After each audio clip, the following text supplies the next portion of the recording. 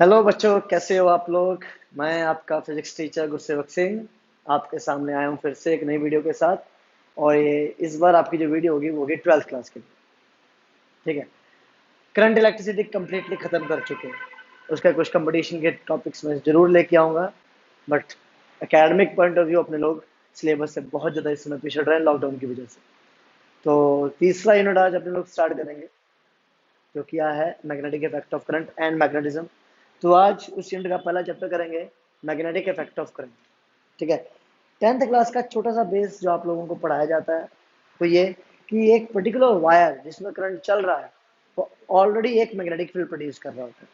कहने का मतलब current carrying conductor producers magnetic field. अगर ये आपके पास एक वायर है और इसमें कोई करंट आई फ्लो कर रहा है, ठीक है, और आप लोगों को 10th क्लास में बताया भी जाता है कि अगर इसके पास आप एक मैग्नेटिक कंपास निडल ले गए तो उस मैग्नेटिक कंपास निडल में क्या होने वाला है, डिफ्लेक्शन होने वाला है, किसी एक साइड में डिफ्लेक्शन हो जाएगा। तो मैग्नेटिक कंपास निडल को आप जब भी कहीं लेके जाते हो उसमें अगर डिफ्लेक्शन होता है तो उसका बेसिक प्रॉपर रीजन क्या है कि कोई ना कोई मैग्नेटिक फील्ड उसके दायरे में आ चुकी होगी। सेम अगर मैं किसी भी करंट कैरिंग कंडक्टर के पास एक मैग्नेटिक कंपास निडल को ले जाता हूँ तो ऑटोमेटिकली उसमें एक डिफ्लेक्शन होगा ही होगा। आप अपने घरों में भी ट्राई कर सकते हो। उनके ऊपर इंसुलेशन कॉइल होती है, कोई फर्क नहीं पड़ता है उनसे। इंसुलेशन कॉइल का कोई फर्क नहीं पड़ेगा, मैग्नेटिक फील्ड ऑटोमेटिकली उस वायर की बाहर आएगी और वो इस मैग्नेटिक कंपास निडल को डिफ्लेक्ट जरूर करेगी। सेम इज द केस अगर इस वायर में करंट का जो डायरेक्शन है वो अपोजिट रहता तो जो पर्टिकुलर डिफ्लेक्शन है वो अपोजिट डायरेक्शन में शो हो जाएगा ऑटोमेटिकली उस मैग्नेटिक कंपास में। तो यहाँ पर आपने साफ देखा कि एक करंट कैरिंग कंडक्टर में के पास अगर आप कोई भी मैग्नेटिक कंपास निडल रख देते हो उसमें डिफ्लेक्शन होगा। और सेम अगर उसी की करंट की डायरेक्शन को अगर आप चेंज कर देते हो तो डिफ्लेक्शन अपोजिट डायरेक्शन में हो जाता है। तो कहने का मतलब मैग्नेटिक फील्ड अपनी डायरेक्शन को भी चेंज कर देती है अगर करंट की डायरेक्शन चेंज हो जाए। तो आज अपने लोगों ने क्या क्या पढ़ना है वो बता देता हूँ। पहली चीज तो ये कि current carrying conductor magnetic field produce करता है, ये कंसेप्ट दिया किसने था। तो बहुत पुराने बुजुर्ग थे, जो अपने तो बुजुर्ग ही होंगे, चार पांच जो पीढ़ियां आपकी गुजर चुकी हैं, दादा के परदादा के जो भी हैं, उनमें से एक बंदा निकल के आया और उसका नाम था ऑरेस्टेड। क्या नाम था? ऑरेस्टेड नाम का एक बंदा, वो अपने ही एक्सपेरिमेंट में लगा हुआ था। फिजिक्स में एक चीज आप पल्ले बांध लो अपने कि 90% of the studies you are studying they are accidentally discovered. बंदा करने कुछ और जाता है, हो कुछ और जाता है उससे। तो अरेस्टेड भी अपने ही किसी एक काम में ऐसे लगे पड़े थे, तो उन्होंने टेबल पे रखे हुए कंपास नडल को उठाया। अब जब कंपास नडल को उठाया तो उन्होंने नोटिस करा यार उसमें एक डिफ्लेक्शन हुआ। ठीक, तो डिफ्लेक्शन हुआ तो किसकी वजह से हुआ यार, मैंने तो कोई यहाँ आसपास कोई मैग्नेटिक फील्ड रखी नहीं है। वो फिर पास में ले गए उसके यार, उस टेबल के फिर पास में ले गए, फिर से नोटिस करते हैं यहाँ डिफ्लेक्शन हो रहा है। अब उनके दिमाग में आया यार यहाँ पर एक वायर चल रही है जिसमें करंट है, कहीं ये पर्टिकुलर वायर जिस चीज की बनी हुई है कहीं ये तो मैग्नेट नहीं है। तो वायर के पास लेके गए तो जो वाक्य में क्या हुआ, उस कंपास शटल में फिर से डिफ्लेक्शन हुआ। तो उनके दिमाग में ये गया यार ये वायर वाकई में एक मैग्नेट का काम कर रही है, ये वायर एक मैग्नेटिक मटीरियल ही है। ठीक, अब यार टच तो कर नहीं सकते थे क्योंकि करंट था, तो उन्होंने क्या करा, ऑफ करा और फिर लेके गया उसको पास में। तो उन्होंने जो कंसेप्शन अपना निकाला था कि यार ये पर्टिकुलर वायर ही एक मैग्नेट है, वो उनका गलत हो गया। क्योंकि करंट जिसकी वजह से मैग्नेटिक फील्ड थी वो उन्होंने बंद कर दिया था। कंपास निडल को जैसे पास में लेके गए फिर से क्या हुआ, magnetic field zero, compass needle में कोई भी डिफ्लेक्शन नहीं हुआ। अब उनकी दिमाग की फिर की थोड़ी सी घूमी यार, अभी मैंने थोड़ी देर पहले लेके गया तो मैग्नेटिक कंपास में रिफ्लेक्शन हो रहा था और अब एकदम से अचानक बंद हो जाए, तो क्यों हुआ ऐसा। तो उनके दिमाग में एक चीज घूमी, इसका एक बेसिक रीजन क्या है कि जो करंट उसमें पहले फ्लो हो रहा था उसकी वजह से ये पर्टिकुलर मैग्नेटिक फील्ड थी जो प्रोड्यूस हुई। उनको ये चीज एहसास हो गई। तो अरेस्टन नाम के बंदे ने क्या करा, इस चीज को डिस्कवरी करी कि कोई भी करंट कैरिंग कंडक्टर होगा उसकी अपनी एक मैग्नेटिक फील्ड होती है। ठीक, अब current carrying conductor magnetic field produce करता है, ये आपने 10th क्लास में स्टडी कर ली थी। Current carrying magnetic field, current carrying current sorry आपका जो कंडक्टर है जो जिसमें करंट फ्लो कर रहा है उसकी जो मैग्नेटिक फील्ड है उसकी जो डायरेक्शन है वो डायरेक्शन कौन बताता है? तो डायरेक्शन बताने वाला बंदा आया मैक्सवेल। ये भी आप 10th क्लास में पढ़ चुके हो। तो आपको मैं याद दिला दूं क्या हाँ पढ़ा था, राइट हैंड थंब रूल। तो राइट हैंड थंब रूल की हेल्प से आप क्या कर सकते हो, उस पर्टिकुलर मैग्नेटिक फील्ड की डायरेक्शन भी पता कर सकते हो जो एक करंट कैरिंग कंडक्टर प्रोड्यूस कर रहा होता है। जैसे अब ये सपोज एक करंट कैरिंग कंडक्टर है और करंट की डायरेक्शन अपवर्ड्स है, तो हम सिंपली क्या करते हैं, थंब को रखते हैं in the direction of current और फिंगर्स को उसके अराउंड क्या कर देते हैं, कॉइल कर देते हैं। तो जो सर्कुलर टर्न्स इस कंडक्टर के अराउंड बनेंगे वो क्या होंगे, वो उसी की मैग्नेटिक फील्ड्स का काम करेंगे। तो concentric circles around the wire will behave like a magnetic field. तो मैक्सवेल ने क्या दिया, डायरेक्शन दिया। किसका डायरेक्शन दिया, मैग्नेटिक फील्ड का डायरेक्शन दिया। और एस्टर्न ने क्या दिया, current carrying conductor magnetic field produce कर सकता है, उसकी डिस्कवरी करी।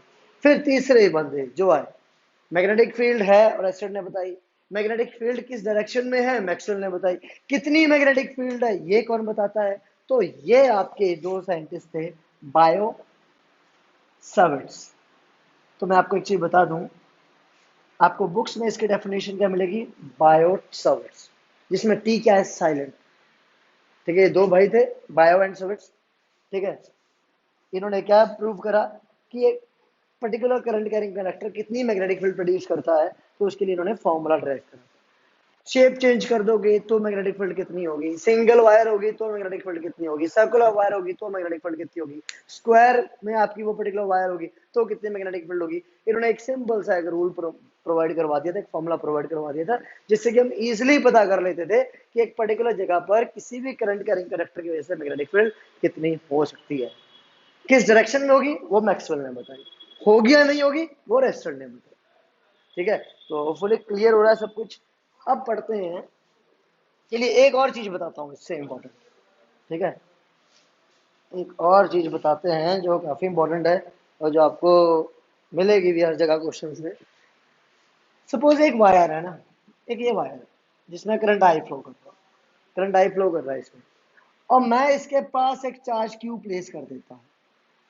एक पर्टिकुलर वायर जिसमें करंट आई फ्लो कर रहा है और मैंने उसके पास एक चार्ज क्यू प्लेस कर दिया।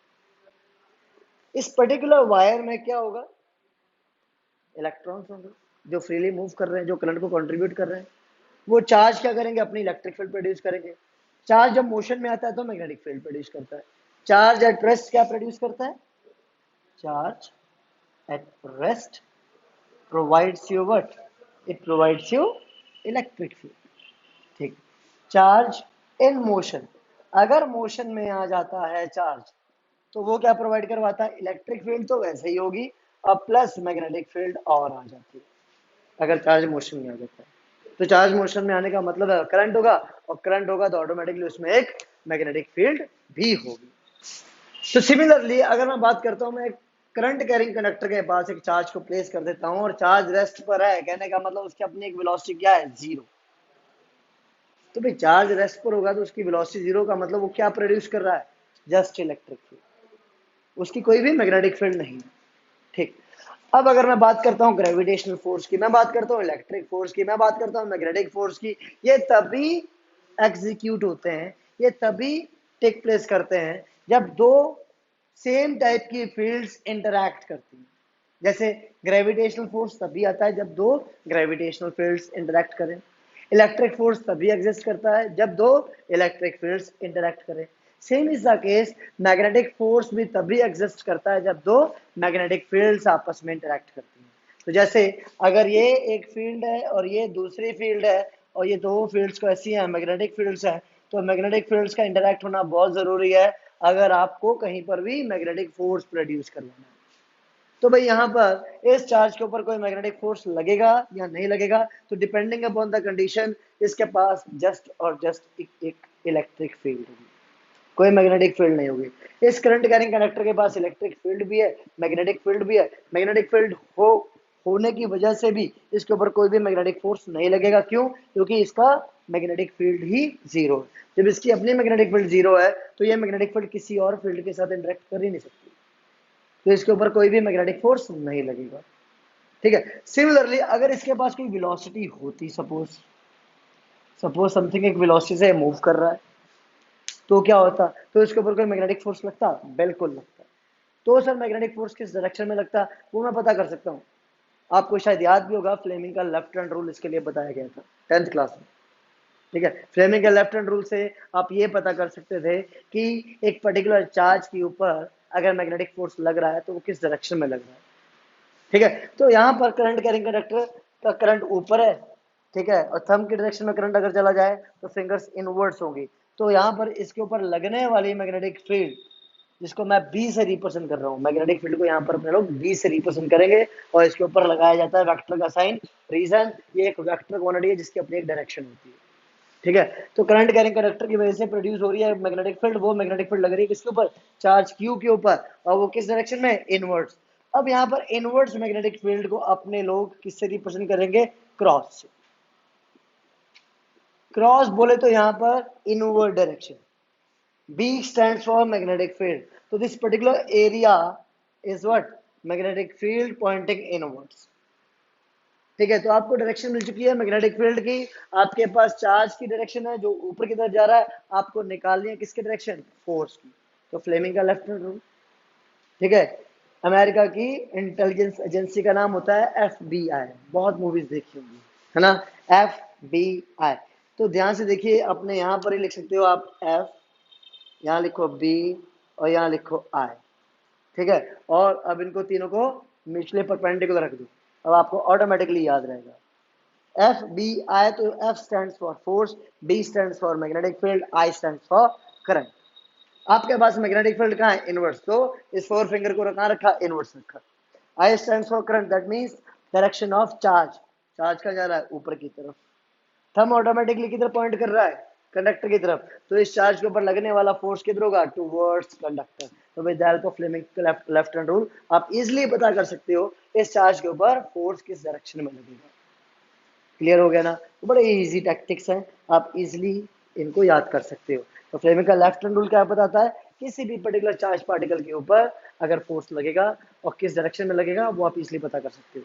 ठीक है, अब चलते हैं बायोट-सावर्ट्स लॉ की तरफ। क्या कहता है बायोट-सावर्ट्स लॉ? तो ध्यान दीजिएगा, एक सिंपल कंडक्टर आपको लेना पड़ेगा, ठीक है, इसमें कोई करंट आई नाम का फ्लो कर रहा है। तो मैंने एक कंडक्टर चूज कर लिया अपनी मर्जी से, ए बी नाम का। ठीक है, आपने कंडक्टर चूज कर लिया अपनी मर्जी से ए बी नाम का, जिसमें करंट आई फ्लो कर रहा है भाई। ठीक, अब आपको पता करना है इस कंडक्टर की वजह से एक पर्टिकुलर पॉइंट पी पर मैग्नेटिक फील्ड कितनी होगी। तो बायोट-सावर्ट्स क्या कहते हैं? कहते हैं भाई एक छोटा सा एलिमेंट कंसीडर कर लीजिए पहले तो, डीबी नाम का। ठीक, डीबी नाम का आपने एक छोटा सा एलिमेंट कंसीडर कर लिया भाई। अब उस डीबी एलिमेंट से पॉइंट पी तक का डिस्टेंस ड्रॉ कर दीजिए भाई। तो वो डिस्टेंस कितना होगा? आर। तो इस डिस्टेंस को बेसिकली अपने लोग क्या कहते हैं? पोजीशन वेक्टर कहते हैं। इस पोजीशन पर इस एलिमेंट से जो पर्टिकुलर डिस्टेंस है वो पोजीशन वेक्टर के थ्रू अपने लोग पता कर लेते हैं। इस एलिमेंट जिसको मैं नाम दे देता हूं डी एल वैक्टर, और ये पोजीशन वेक्टर आर वेक्टर के बीच का कोई एंगल थीटा अपने लोग अपनी मर्जी से कंसीडर कर लेते हैं। तो यहाँ पर प्रोड्यूस होने वाली एक small amount of magnetic field होगी, जिसको अपने लोग नाम दे देते हैं डीबी वेक्टर। ये किन किन चीजों के ऊपर डिपेंड करेगी? तो बायोट-सावर्ट्स सीधा से कहते हैं ये डीबी वेक्टर डिपेंड करेगा सबसे पहले करंट आई के ऊपर। जितना ज्यादा करंट होगा उतना ज्यादा यहाँ पर मैग्नेटिक फील्ड होने वाली है। ठीक, दूसरी दूसरा पर्टिकुलर कंपोनेंट जिसके ऊपर वो डिपेंड करेगा, वो डिपेंड करेगा डीएल के ऊपर। जितनी ज्यादा लेंथ होगी उतनी ज्यादा ये मैग्नेटिक फील्ड होने वाली है। ठीक, तीसरा ये डिपेंड करेगा साइन थीटा के कंपोनेंट के ऊपर भाई। जितना ज्यादा एंगल होगा उतनी ज्यादा मैग्नेटिक फील्ड होगी। और चौथा ये फॉलो करेगा किसको? इनवर्स स्क्वायर लॉ को। अगर इन सारी चीजों को कंबाइन कर दो इक्वेशन नंबर 1, ठीक है, 2, ठीक है, 3 और 4 को, तो आपको क्या मिलता है? डीबी की वैल्यू मिल जाती है directly proportional to I D L sine theta upon R square. ये आपको डीबी की वैल्यू मिल जाती है यहाँ पे। डायरेक्टली प्रोपोर्शनल का अगर मैं साइन हटा देता हूं तो ध्यान से देखिए डीबी की वैल्यू क्या आ जाती है? म्यू नॉट अपॉन 4 पाई। ये एक नई चीज आपको देखने को मिल रही है, जहां पर म्यू नॉट को क्या कहा जाता है? परमेबिलिटी। अगर आपने 11th में डायमेंशन फॉर्मूले स्टडी करा है तो वहां पर आपको परमेबिलिटी का डायमेंशन फॉर्मूला निकालने के लिए बताया गया होगा। जैसे एप्सिलॉन नॉट परमिटिविटी का भी आप लोगों ने डायमेंशन फॉर्मूला निकाला होगा। यहाँ पर म्यू नॉट इज परमेबिलिटी, तो mu naught is the absolute permeability of a free space. यहाँ पर कुछ नहीं है, जस्ट एक स्पेस है तो उसकी परमेबिलिटी म्यू नॉट। किसी मीडियम की होगी तो जस्ट म्यू। जैसे epsilon naught absolute permittivity of free space था, एप्सिलॉन किसी मीडियम के लिए था, तो वैसे mu naught permeability of a free space और mu permeability of any medium. तो के की जगह यहाँ पर आ जाता है म्यू नॉट अपॉन 4 पाई और साथ में ideal sine theta upon are का स्क्वायर। यहां पर म्यू नॉट की वैल्यू क्या है? म्यू नॉट की वैल्यू होती है 4 pi into 10 to the power -7। ठीक है, ये वैल्यू किसकी है? म्यू नॉट की। अगर आप कंप्लीट म्यू नॉट अपॉन 4 पाई की वैल्यू देखें तो भाई 4 पाई से 4 पाई कैंसिल हो जाएगा, तो आपको मिल जाता है 10 टू द पावर -7। तो फिर ये क्लियर हो रहा होगा। ठीक है, अब ये आपको एक सिंपल इसका पता चल चुका है कि बायोट सावर्ट्स का फॉर्मूला क्या है। वो है mu naught upon 4 pi ideal sine theta upon are का स्क्वायर। आगे बढ़ते हैं। तो क्या कहता है बायोट सावर्ट्स कि अगर कोई भी पर्टिकुलर एलिमेंट आपके पास हो, ठीक है, और कोई कंडक्टर आपके पास, उसमें कोई करंट आई फ्लो कर रहा है, तो क्या करो, डीएल एलिमेंट लो, पॉइंट जहां पर मैग्नेटिक फील्ड निकाल रही है वहां से लेके डीएल के लिए आप क्या करो, एक वेक्टर ड्रॉ करो और डीएल और आर के बीच में एक एंगल थीटा ड्रॉ कर दो। तो आपको बायोट सावर्ट्स का सीधा फॉर्मूला क्या मिल जाता है? DB is equal to mu naught upon 4 pi I D L sine theta upon are का स्क्वायर। ठीक है, अब ये थीटा किसके बीच का एंगल है? थीटा आपका है डीएल और आर के बीच का एंगल, तो यहाँ पर डीएल का भी वेक्टर हो सकता है। अब अगर ये आ जाता है कभी भी कि write down the expression for Biot Savart's in vector form, तो भाई सर सीधा सीधा क्या करो, डीबी के ऊपर वेक्टर लगा दो। ठीक, लगा दिया। अब आगे देखना, mu naught upon 4 pi I dl vector cross are vector divided by R का क्यूब। ये क्या कर दिया सर आपने? आर से मल्टीप्लाई आर से डिवाइड। ठीक, साइन थीटा कहाँ गया? तो वो क्रॉस बन जाता है। क्यों? क्योंकि ये थीटा एंगल किसके बीच का था? डीएल और आर के बीच का था। तो उनके बीच में अपने लोगों ने क्या कर दिया, साइन को हटाया तो क्रॉस लगा दिया। तो डीएल का क्रॉस किसके साथ? आर के साथ। तो एक आर ऊपर कहाँ से आया? तो नीचे मैंने मल्टीप्लाई भी तो कर दिया। तो automatically this becomes what? The vector form of Biot Savart's law. ये पूछा जाता है बहुत। ठीक है, तो ये लिख लो, the vector form of Biot Savart's law is dB vector is equal to mu naught upon 4 by I bracket में dl vector cross are vector upon are का क्यूब। अब इसकी करते हैं डेरिवेशन। पहली डेरिवेशन, एक ही डेरिवेशन करेंगे इसमें। ठीक है, आगे बढ़ेंगे फिर उसके बाद और फिर करेंगे कुछ न्यूमेरिकल्स। ठीक है, हॉट हॉट न्यूमेरिकल्स, अच्छे अच्छे न्यूमेरिकल्स। तो भाई सुनिए, आपके पास एक सिंपल कोई एक कंडक्टर, कोई एक सिंपल सा कंडक्टर। ठीक है, अब इस कंडक्टर में कोई करंट आई फ्लो कर रहा है और आपको पॉइंट बी पर क्या निकालनी है? मैग्नेटिक फील्ड निकालनी है। ठीक है, तो बायोट सावर्ट्स का कहना मानोगे? मानना पड़ेगा यार, है ना, उसकी वजह से तो मैग्नेटिक फील्ड निकालनी है। तो क्या कहता है बायोट सावर्ट्स? पहले एलिमेंट ले लीजिए। ठीक, एलिमेंट ले लिया, कौन सा? डीएल। ठीक है, फिर पॉइंट पी से डीएल तक क्या करो? पोजीशन वेक्टर ड्रॉ कर दो। कर दिया सर जी। अब बताओ आगे। ठीक, फिर एंगल ड्रॉ करो। ठीक है, कर दिया। और तो कुछ नहीं बचा, कुछ नहीं बचा। तो भाई ये ए बी कनेक्टर था भाई। ठीक, और पॉइंट पी तक आपने क्या कर दिया? पोजीशन वेक्टर भी ड्रॉ कर दिया, लगा दिया बायोट सावर्ट्स। तो बायोट सावर्ट्स क्या कहता है? DB is equal to mu naught upon 4 pi, ठीक, I dl sine theta upon are का स्क्वायर। ठीक, अब अपने आप को यहां खड़ा करो और डीएल एलिमेंट को देखो, यहां खड़ा करके अपने आप को डीएल एलिमेंट पर देखो। तो ठीक, तो एक डीएल यहाँ है तो एक डीएल यहाँ भी तो होगा, एक डीएल यहाँ भी तो होगा, एक डीएल यहाँ भी होगा। ठीक है, डीएल अलग अलग होंगे, तो या क्या आर सेम रहेगा? आर भी अलग अलग होगा। तो क्या थीटा सेम रहेगा? थीटा भी अलग अलग होगा। यार एक ही पर्टिकुलर एक्सप्रेशन में इतनी चीजें चेंज हो रही है, तो मैं किसके टर्म्स में उसको इंटीग्रेट या डिफरेंशिएट करूं? क्योंकि वेरिएबल तो एक ही होता है हमेशा, बाकी सारी चीजें क्या होती है? कांस्टेंट होता है। तो जिस चीज का डिफरेंशिएशन करते हैं वो एक ही होना चाहिए। एक एक्सप्रेशन में कभी देखा है दो से एक से ज्यादा टर्म्स का डिफरेंशिएशन हो रहा हो? नहीं। एक से ज्यादा टर्म्स का इंटीग्रेशन हो रहा हो? नहीं। तो यहाँ पर इस एक्सप्रेशन में आपको दिख रहा होगा यार, एलिमेंट्स भी चेंज हो रहे हैं, थीटा भी चेंज हो रहा है, आर भी चेंज हो रहा है। तो कोई एक चीज तो हो जिसको मैं वेरिएबल ले लूं, बाकी सारी चीजों को क्या करूं, कांस्टेंट ले लूं। ठीक है, तो भाई मैं क्या करता हूं, पहला कंस्ट्रक्शन लेता हूं। तो वो कंस्ट्रक्शन मैंने क्या करा, परपेंडिकुलर लाइन ड्रॉ करी, और पॉइंट पी से इस कंडक्टर का जो परपेंडिकुलर डिस्टेंस है वो हमेशा क्या रहने वाला है, कांस्टेंट। परपेंडिकुलर डिस्टेंस क्या रहेगा, वो तो कांस्टेंट रहने वाला है। ठीक, अब मुझे कहां से कहां तक इंटीग्रेट करना है, तो इस पॉइंट के विद रिस्पेक्ट मुझे पॉइंट बी से मुझे पॉइंट ए तक इंटीग्रेट करना है ना। तो भाई वो मेरे पास बेसिकली क्या बोले तो क्या हो गई, वो हो गई मेरे पास लिमिट्स। तो इस परपेंडिकुलर लाइन के विद रिस्पेक्ट ये हो गई लिमिट्स। तो इसको मैं नाम दे देता हूँ φ1, और इसको नाम दे देता हूँ φ2। और ये परपेंडिकुलर लाइन इस पोजीशन वेक्टर के विद रिस्पेक्ट एंगल बना रही होगी सपोज फाइव।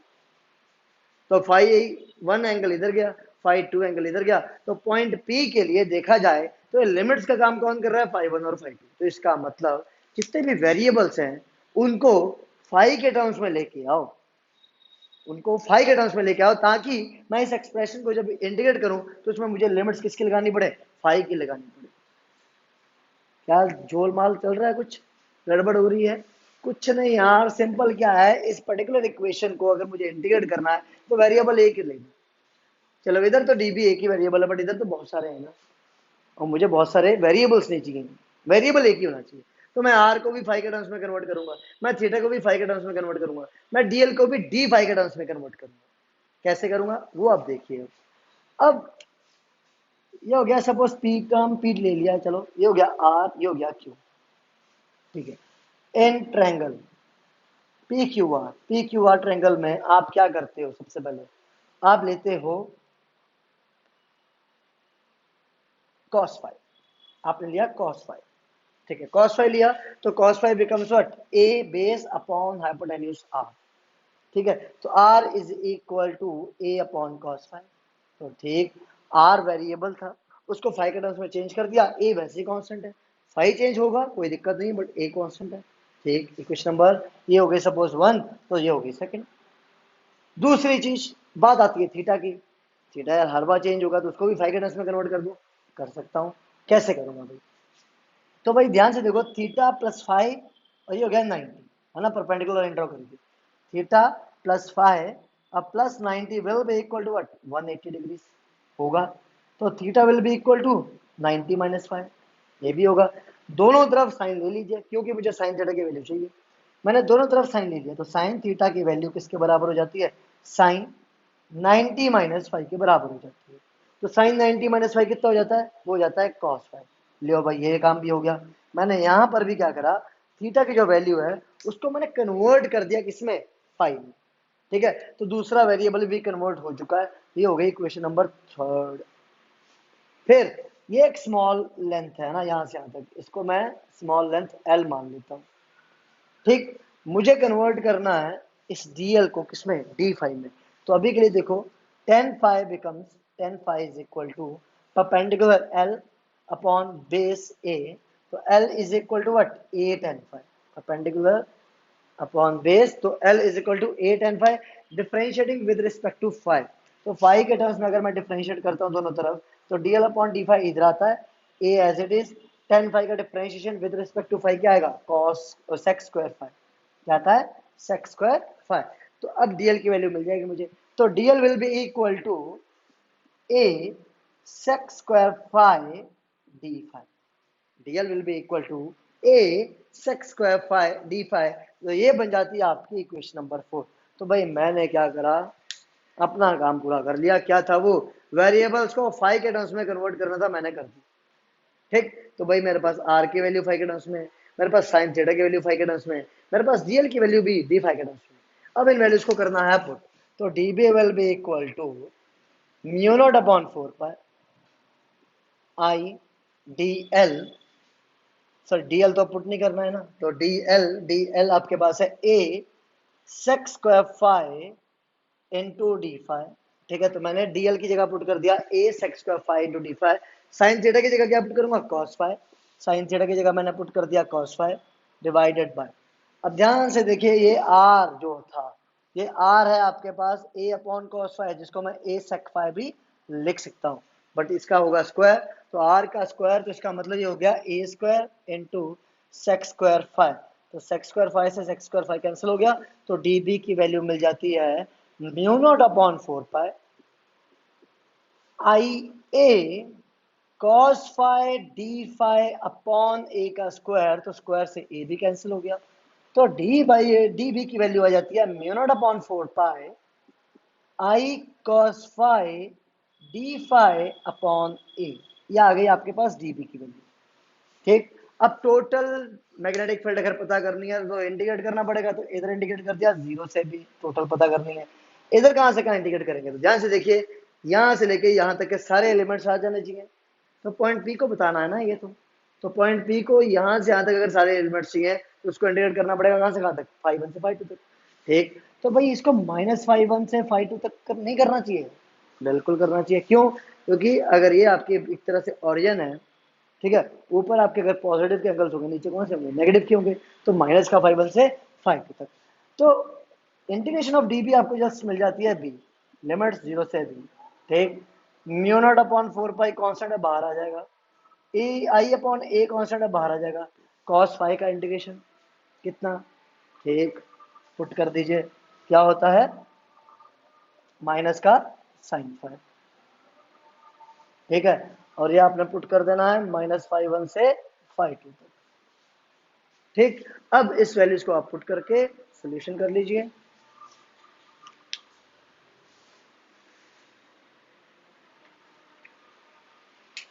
सॉरी, यहाँ हो जाएगा प्लस का साइन, ठीक है, प्लस साइन फाइव होगा, कॉस फाइव का डिविजन प्लस साइन फाइव, तो यह मिल जाता है b -0 will be equal to mu naught upon 4 पाई।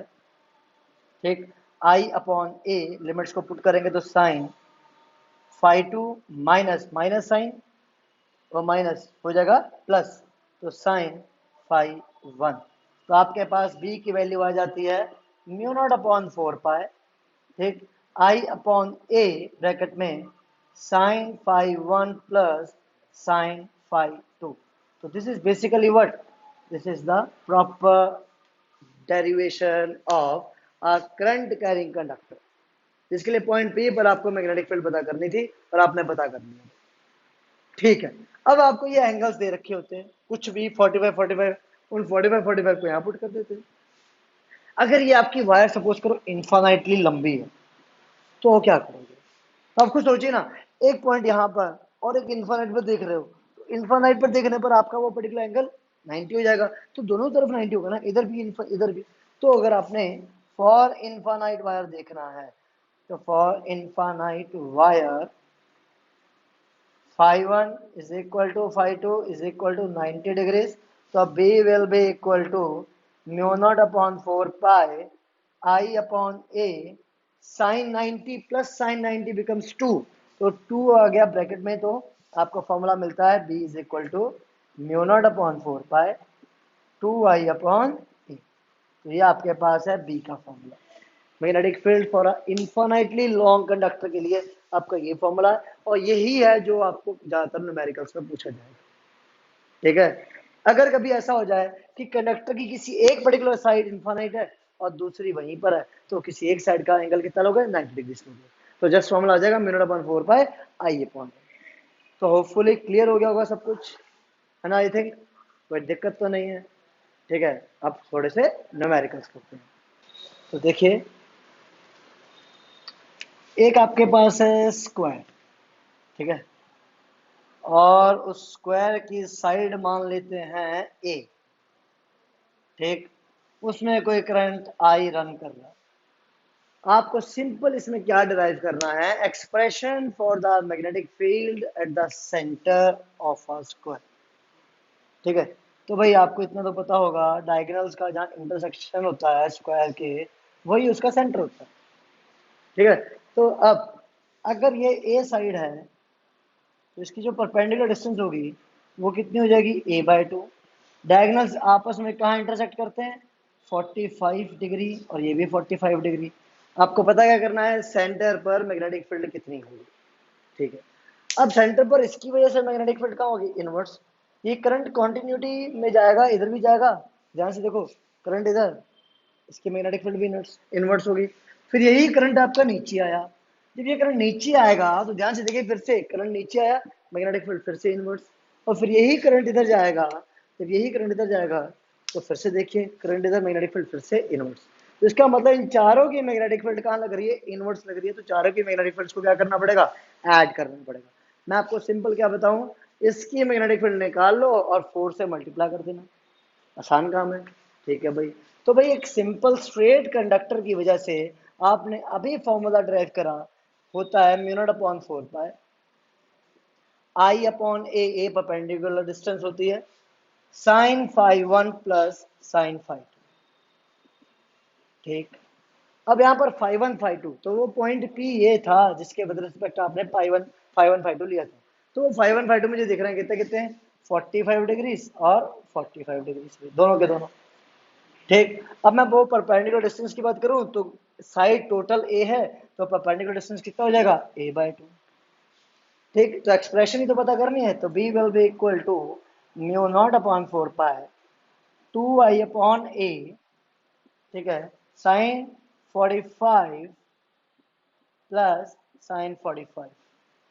तो भाई साइन 45 की वैल्यू होती है 1/√2, इधर भी आ जाएगा प्लस 1/√2, √2 आपने लिया कॉम एलसीएम, तो बचेगा 1 प्लस 1 दैट बिकम्स 2, तो 2 अपॉन √2 बन जाता है जस्ट √2, तो √2 into mu naught upon 4 pi 2i upon A, इसको मैं क्या लिख सकता हूँ, b is equal to mu naught upon 4 pi 2 √2 I upon A. So this is what the magnetic field due to straight current carrying conductor at the center. Centre पर magnetic field का ये formula हो गया। तो total magnetic field क्या होगी, तो B total magnetic field, तो इसका 4 गुना, तो 4 इंटू बी, तो कितना हो जाएगा म्यू नॉट अपॉन 4 पाई 4 से मल्टीप्लाई करा तो कितना 8 √2 आई अपॉन ए। तो ये होगी टोटल मैग्नेटिक फील्ड की एक्सप्रेशन, कहाँ पर, सेंटर पे। तो आपको सिंपली क्या पता होना चाहिए, अब साइड ऑफ द स्क्वायर ए, उसमें करंट कितने एम्पीयर दौड़ रहा है वो आई, तो आप क्या पता कर सकती हो, सेंटर ऑफ अ स्क्वायर पर टोटल मैग्नेटिक फील्ड का फॉर्मूला पता कर सकती हो, वैल्यू पता कर सकती हो। ठीक है, तो एक सिंपल सा क्वेश्चन है और आता है काफी बार बार्ट शॉर्ट्स के बेसिस पे। ठीक है, आगे बढ़ते हैं। चलो अभी अब दूसरा क्वेश्चन करते हैं, ये तो आईआईटी में भी आया हुआ क्वेश्चन है, इक्विलेटरल ट्रायंगल भाई। ठीक, इक्विलेटरल ट्रायंगल है आपका ये। अब इस इक्विलेटरल ट्रायंगल के सेंटर पर, मतलब जहां सेंट्रॉइड्स मीट करते हैं, वहां पर आपको मैग्नेटिक फील्ड पता करनी है, जिसमें करंट आई दौड़ रहा है 1 एम्पियर का, और जिसकी अपनी साइड कितनी दे रखी है, 4.5 इंटू 10⁻⁻² मीटर्स, ये साइड दे रखी है। अब भाई सेंटर पर सारे के सारे सेंट्रॉइड्स मीट कर रहे हैं, तो सेंट्रॉइड्स को आपने पहला काम क्या करा, ज्वाइन कर दिया भाई। ठीक, अब परपेंडिकुलर डिस्टेंस आपने यहां से बनाई, यहां से भी बना दी और यहां से भी बना दी। इस पॉइंट ओ पर आपको मैग्नेटिक फील्ड पता करनी है, तो ट्रायंगल को नाम दे दिया पी क्यू आर और ये हो गया एस।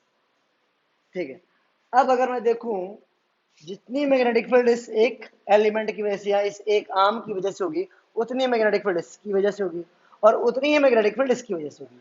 तो जो टोटल मैग्नेटिक फील्ड होगी वो आपको अगर मिलेगी, तो किसी एक ही मैग्नेटिक फील्ड को निकाल के 3 से मल्टीप्लाई कर देंगे।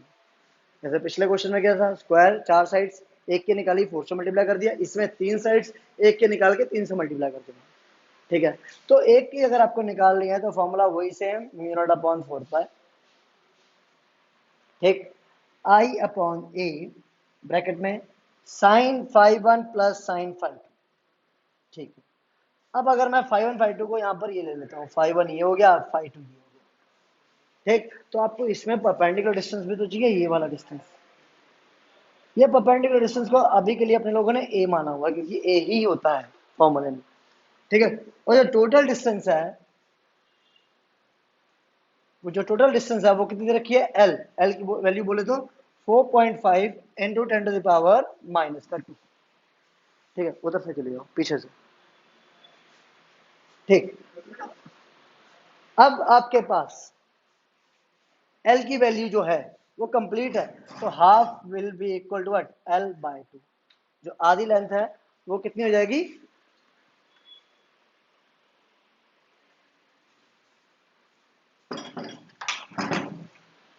और जो आधी लेंथ है वो कितनी हो जाएगी, l/2 के बराबर। ठीक है, आधी लेंथ हो गई l/2 के बराबर। इस l/2 की हेल्प से और इस φ1 की हेल्प से आप इस परपेंडिकुलर डिस्टेंस a की वैल्यू निकाल सकते हो। कैसे? तो tan φ1 will be equal to tan φ1 will be equal to perpendicular l/2 divided by a। तो आपको a की वैल्यू चाहिए, तो a will be equal to l/2 into tan φ1। ठीक, अब वही आपके पास φ1 की वैल्यू क्या होगी?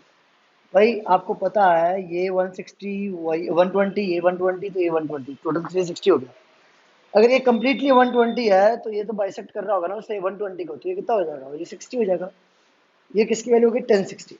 ठीक है, तो a is equal to l/2 into 1060 degree. a की वैल्यू आ चुकी है आपके पास, a को यहाँ पुट करना है। φ1 φ2 कितना, 60 60, उसको यहाँ पुट करो, ये 60 डिग्री हो गया, ये भी 60 डिग्री हो गया। ठीक है, a की वैल्यू यहाँ से मिली, क्योंकि l आपको ऑलरेडी पता है, l कहाँ पता है, l ये पता है, तो ऑटोमेटिकली a की वैल्यू आ गई। a को यहाँ पुट करेंगे, sin φ1 sin φ2 की वैल्यू भी आ चुकी है। i निकालना है, सॉरी i पता है 1 एम्पियर, b निकालना है, b निकालने के बाद उसको यहाँ पुट करेंगे, टोटल मैग्नेटिक फील्ड आ जाएगी। इन सच अ केस बायोट के कुछ ऐसे ही क्वेश्चंस आते हैं बोर्ड में भी, कंपटीशंस में भी, इससे टफ नहीं आते हैं, भरोसा रखो। आती हैं तो वो सर्कुलर लूप के आएंगे, वो आगे मैं करवाऊंगा अगले लेक्चर में। अभी के लिए thank you so much, keep watching this channel. और अगर आपने अभी तक इस चैनल को सब्सक्राइब नहीं करा है तो नीचे एक लाल सा बटन बना हुआ है, उसको काला कर दो। ठीक है, धन्यवाद।